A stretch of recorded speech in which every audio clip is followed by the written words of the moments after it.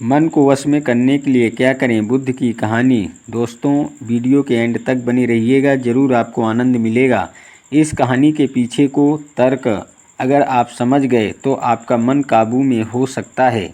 पहली बार जब इस कहानी को मैंने पढ़ा तो मुझे इसका तर्क समझ नहीं आया, लेकिन इसका भाव प्रेरणादायी है। एक बार महात्मा बुद्ध किसी नगर से गुजर रहे थे।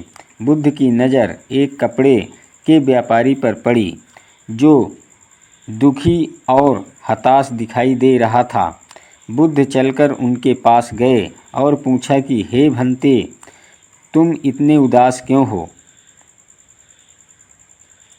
अगर तुम मुझे अपनी चिंता का विषय बताओ तो मैं तुम्हारी कुछ मदद कर सकता हूँ। कपड़े के व्यापारी ने बुद्ध को प्रणाम किया और उनको अंदर बुलाया।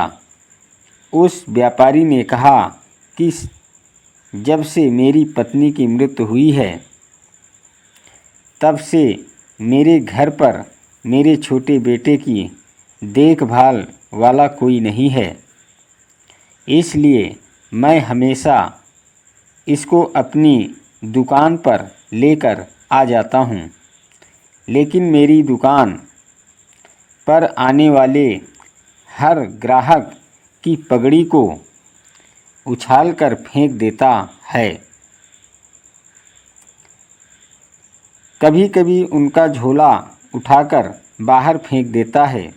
मैंने इसको बहुत समझाया, डांटा, लेकिन यह नहीं समझा।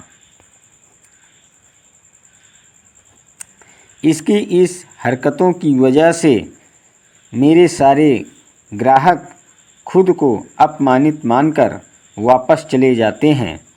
बुद्ध बोले, मैं तुम्हारी सहायता कर सकता हूँ, पर तुम मुझे वचन दो कि मैं जो भी करूँगा तुम उसमें दखलंदाजी नहीं करोगे, न ही कोई प्रश्न करोगे।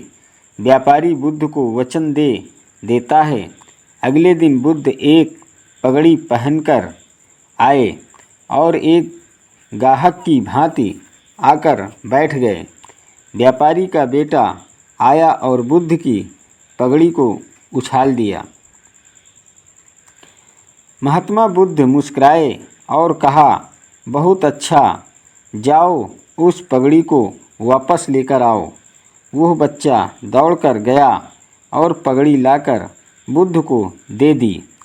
अगले दिन बुद्ध एक कुल्हाड़ी और एक लकड़ी लेकर आए।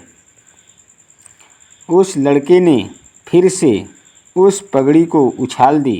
बुद्ध ने उस लड़के को कुल्हाड़ी और लकड़ी दे दी और कहा, जाओ इस लकड़ी को काटो। व्यापारी को थोड़ा सा डर लग रहा था कि कहीं उसके लड़के को चोट नहीं आ जाए, लेकिन उसको अपना वचन याद था। 7 दिन तक महात्मा बुद्ध कोई न कोई नया काम लेकर आते और उस लड़के से करवाते।